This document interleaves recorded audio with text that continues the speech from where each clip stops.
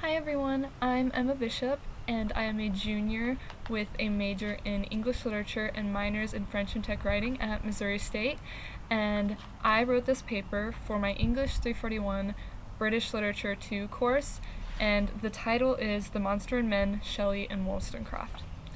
When one thinks of Mary Shelley's Frankenstein, they likely do not first think of it as being a product of feminist arguments.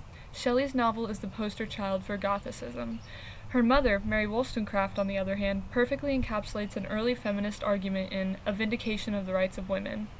While their differences may be more apparent at first, some similarity may be drawn between this mother-daughter duo. In A Vindication, Wollstonecraft argues that women deserve to be educated just the same as men, and through their education they should be made equal to men. She also calls upon men to recognize the harm in their actions. I have two main points. The first is that in Frankenstein, Shelley shows her support for her mother's idea through mentions of Safi's education from her mother and the monster's declaration of how he will treat his created wife. The second point is that Shelley also goes one step further, as her mother did, and shows how in certain cases men only stand in the way of women and serve to bring harm upon them. She shows this mostly through Victor's contact with other people. One example of Shelley embracing her mother's ideas can be seen in the monster's retelling of what he learned of Safi, the Turkish girl in love with Felix de Lacy. In his story, the monster gives an account of Safi's experience before making her way to Europe. Safi followed her father to Paris after he found himself in trouble with the law. There, they came in contact with the de Lacys. He also takes time to explain that Safi was educated by her mother in an environment where it was not necessarily safe for her to do so. Quote, "The young girl spoke in high and enthusiastic terms of her mother, who, born in freedom, spurned the bondage to which she was now reduced. She instructed her daughter in the tenets of her religion, and taught her to aspire to higher powers of intellect, and an independence of spirit forbidden to the female followers of Mahomet. Her lessons were indelibly impressed on the mind of Safi." End quote. Here, it is clear that Shelley is commenting on the education of women and how it can benefit them. Safi's mother felt strongly that Safi would be better off if she was educated, and she knew that Safi's opportunities would be greater in a place where men would not enslave her simply for being educated. This message is made even stronger by the fact that Safi is educated by another woman rather than a man. This could also be a reflection of how Shelley feels about her relationship with her own mother.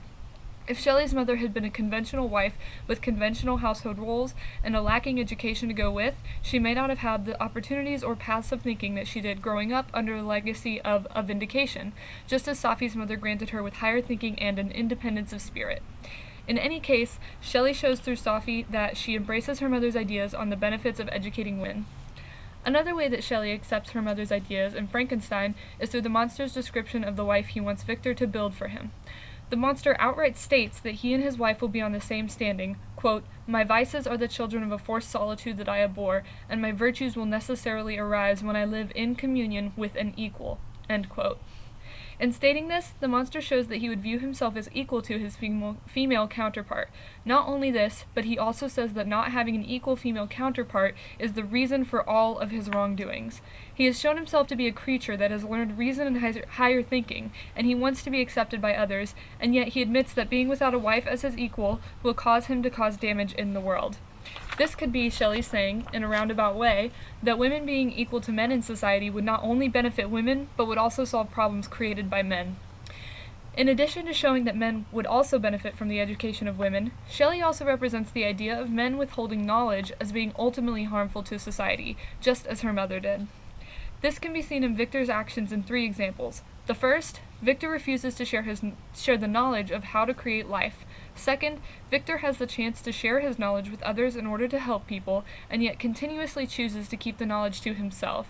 And third, Victor refuses to create an equal partner for the monster, which causes the monster to wreak havoc on others. Ultimately, these instances result in people around Victor being harmed as an indirect result of his actions. They also affect both women and men, so Victor's actions are causing injury to society as a whole. Victor's first indirect victim through withholding information is his younger brother, William. After creating the monster, Victor is determined to keep the knowledge about life entirely to himself. Victor says that this knowledge will only bring about, quote, "destruction and infallible misery," end quote, and yet it is his withholding of the knowledge that causes harm. In the case of William, Victor has been recovering from his illness after creating the monster when he receives news from his father that his brother has been murdered. Later, Victor discovers when speaking to the monster that this murder was the work of his monstrous creation. The monster says, quote, "Frankenstein, you belong then to my enemy, to him towards whom I have sworn eternal revenge. You shall be my first victim." I grasped his throat to silence him, and in a moment he lay dead at my feet. End quote. Not only is Victor indirectly responsible for William's death by creating the monster also cites Victor as a reason for deciding to kill William. This is a result of Victor withholding the knowledge of his creation. If Victor had shared his knowledge with others, the monster's existence would not have been a secret to everyone around him, and therefore it may have been less of a threat to them. The second victim of Victor's withholding knowledge is Justine Moritz. Justine, a longtime and close friend of the Frankensteins, and Elizabeth, is framed for the murder of William. This happens because she is found near the site of William's murder with a portrait of Mrs. Frankenstein on her person, a portrait that William had when he died. Victor eventually finds out that this is a result of his creation's doing as well when the monster explains to him that he planted the photo on Justine. Again, although Victor did not personally raise his hand, so to speak, and cause this event to happen, his carelessness in creating and abandoning the monster resulted in it. Furthermore, Victor continues to keep knowledge to himself when it could be particularly helpful in this situation. For example, when it came to the point of Justine's execution. Quote, "My first thought was to discover what I knew of the murderer and cause instant pursuit to be made, but I paused when I reflected on the story that I had to tell. A being whom I myself had formed and endued with life had met me at midnight among the precipices of an inaccessible mountain. I remembered also the nervous fever with which I had been seized just at the time that I dated my creation, and which would give an air of delirium to a tale otherwise so utterly improbable. Besides, of what use would be pursuit? Who could arrest a creature capable of scaling the overhanging sides of Mont Saleve? These reflections determined me, and I resolved to remain silent." End quote. Even though telling someone about his creation and explaining how he created such a monster would likely result in Justine going free, Victor continues to remain silent. He chooses to do so because people might simply think he was delusional, or because apprehending the monster would be impossible, so pursuit would be pointless. However, the outcome would have almost certainly been different if he had shared his knowledge, and in not doing so, he indirectly caused Justine's execution. Victor also causes the death of his best friend Henry Clerval through keeping his knowledge to himself. Henry travels with Victor to Britain so that Victor can begin building a wife for the monster, unbeknownst to Henry. Victor even goes one step further and separates from Henry to really begin constructing the monster's companion, leaving Henry alone and away from him. When Victor is brought in to see the mysterious body after quitting his work with the monster's companion, he immediately knows the cause of Henry's death.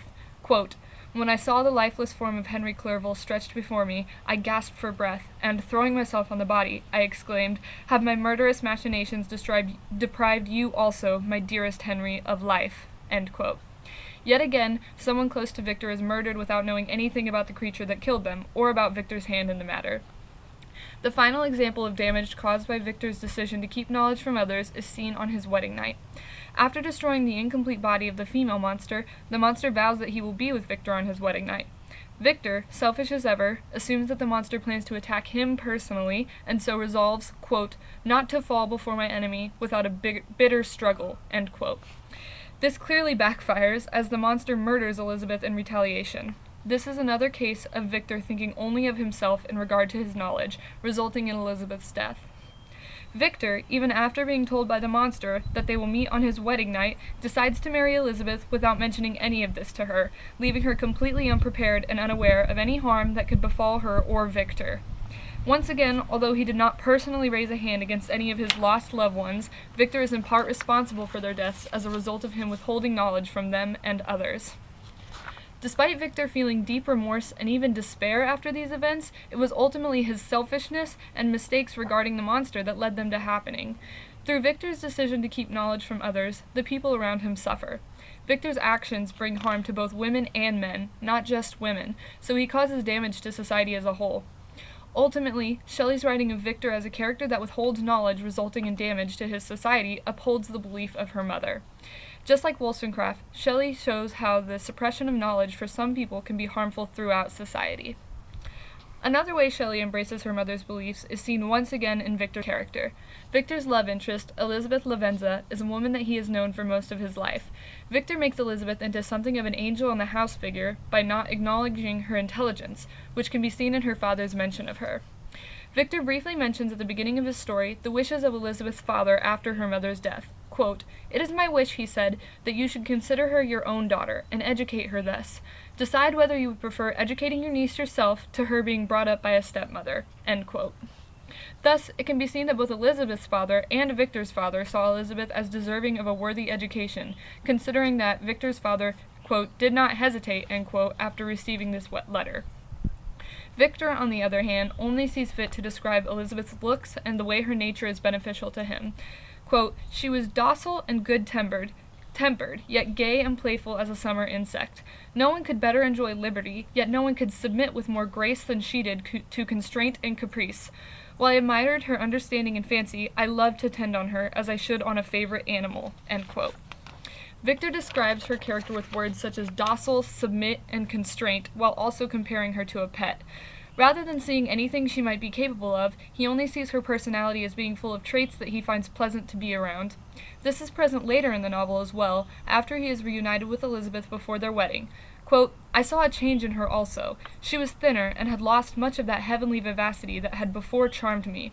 But her gentleness and soft looks of compassion made her a more fit companion for one blasted and miserable as I was." End quote.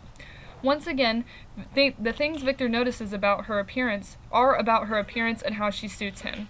Victor sees Elizabeth as a bride eternally waiting for him. He belittles everything she might be capable of by focusing only on her looks and how she makes him feel, and by refusing to share knowledge with her, which ultimately results in her death. This is an example of Shelley continuing to embrace her mother's beliefs in Frankenstein through Victor's actions. Although connections between Mary Shelley's Frankenstein and Mary Wollstonecraft's A Vindication of the Rights of Woman might not immediately come to mind, after looking at certain characters and events in Frankenstein, the connections become clearer. Particularly, Sophie, the monster's companion, and Victor represent and/or enact certain beliefs held by both Wollstonecraft and Shelley. Beyond that, Victor's refusal to share knowledge causes harm throughout his society, as seen by the events that result from him withholding the knowledge of how to create life and the monster's existence. Finally, Shelley also represents her mother's ideals through Victor's treatment of Elizabeth. These features in Frankenstein add up to show how Shelley ultimately embraced her mother's beliefs. Thank you for listening.